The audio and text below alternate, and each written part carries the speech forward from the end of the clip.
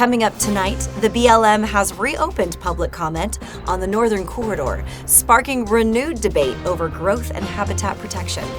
Plus, a St. George man with a long record of fraud gets one final chance in court when strict probation terms are laid out. And later, we'll have your full weekend forecast, including a flash flood watch for southern Utah. Stay tuned to see what that means in your area. You're watching St. George News at 5, brought to you by our studio sponsor, We Win Injury Law.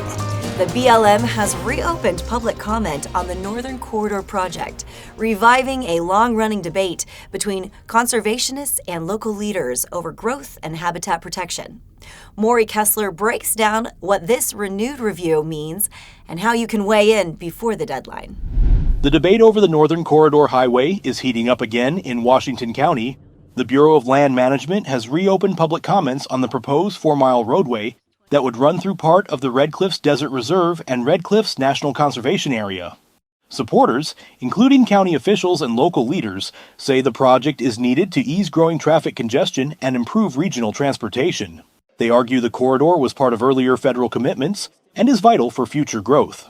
Opponents, led by conservation and environmental groups, warn the highway would damage sensitive desert habitat, threaten protected species like the Mojave Desert tortoise, and undermine decades of preservation efforts. The BLM previously rejected the plan in 2024 after a court-ordered review, but is now revisiting possible alternatives. The public comment period remains open through November 3rd. A St. George man with a criminal history of fraud and forgery was given one final chance to turn his life around after pleading guilty in 4 separate cases. Let's take a look at this session of court as the judge laid out strict probation terms and a clear warning about what happens if he slips up again. What are your pleas to forgery, Class A misdemeanor? Guilty. A St. George man with a long history of fraud and forgery was sentenced this week on multiple charges connected to a string of financial crimes across Washington County. 59-year-old Christopher Wayne Edwards appeared here in 5th District Court Thursday, where he was sentenced in 4 separate cases involving forgery, identity fraud, and issuing bad checks. Prosecutors said Edwards used another person's contractor license to run a business under a fake name, and in another case, paid a local building supply company with checks that later bounced, costing the company more than $9,000. He also forged a business owner's signature to obtain a fake business license and was found guilty in a separate case of issuing a bad check. Judge Keith C. Barnes suspended jail time and placed Edwards on 2 years of probation, ordering him to pay over $11,000 in restitution and complete cognitive thinking and theft awareness courses. My desire is to be good, be a good citizen, and to not cause difficulty for other people, and to live up to my potential, and to do better and be better.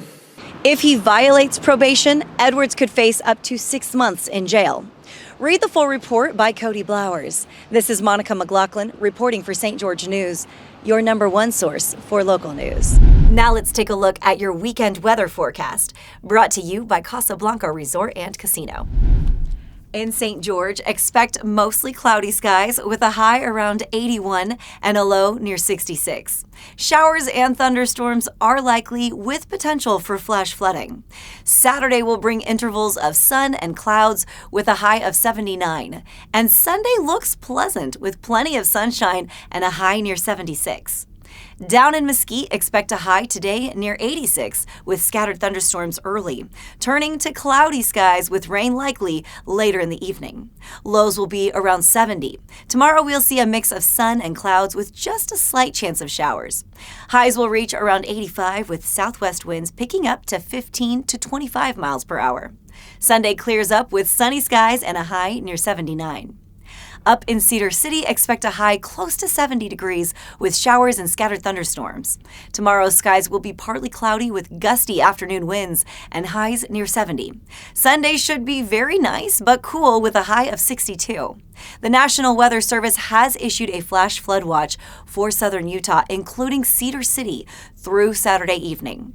Heavy rainfall from tropical moisture is increasing the risk of flash flooding in slot canyons, dry washes, and backcountry roads.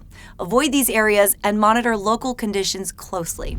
Investigators in California are asking for help identifying a woman whose remains were found in 1985, possibly linked to Utah's Sevier Valley.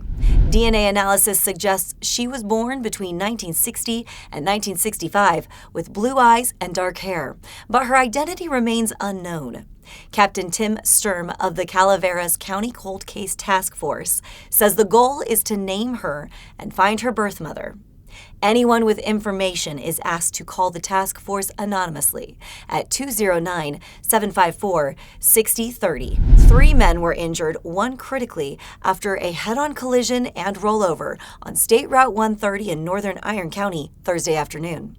Jeff Richards is in Iron County with what troopers say led up to the crash and how the patients are doing. 3 men were injured in a collision on State Route 130 in northern Iron County on Thursday afternoon. Utah Highway Patrol said shortly before 2:30 p.m., the driver of a red Chevrolet sedan was heading south on the Minersville Highway and attempting to pass another vehicle on a hill when it collided with a silver Dodge Ram pickup truck, causing both vehicles to roll. Responders from multiple agencies, including UHP and the Parowan and Paraguna Fire Departments, arrived on scene to render first aid and assist with traffic control. The most seriously injured person was the man driving the sedan, who was reportedly transported to a local hospital with critical injuries. Thank you for watching St. George News at 5. To learn more about our studio sponsor, We Win Injury Law, go to wewinjurylaw.com. I'm Monica McLaughlin with St. George News, your #1 source for local news. This has been St. George News at 5, brought to you by We Win Injury Law.